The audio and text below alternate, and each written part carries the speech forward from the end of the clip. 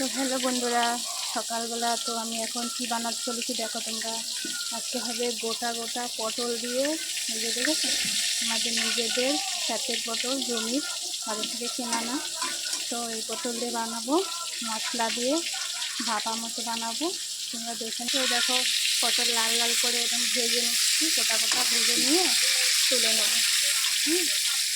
তো এই দেখো পটল তুলে নিয়েছি, কড়াইতে তেল রয়েছে, আর এখানে আমি মশলা পেস্ট করে নিয়েছি। আদা কাঁচা লঙ্কা রসুন পেঁয়াজ দিয়ে পেস্ট করে নিয়েছি।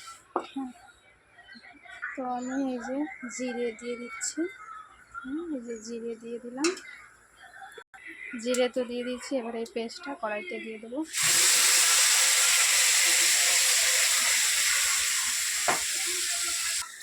তো এবার দেবো এই যে হলুদ লঙ্কার গুঁড়ো, আর দেবো এই যে জিরের গুঁড়ো দিয়ে ভালো করে মশলাটাকে কষিয়ে নেব। ঠিক আছে, পরিমাণ মতো লবণ দিয়ে নেব।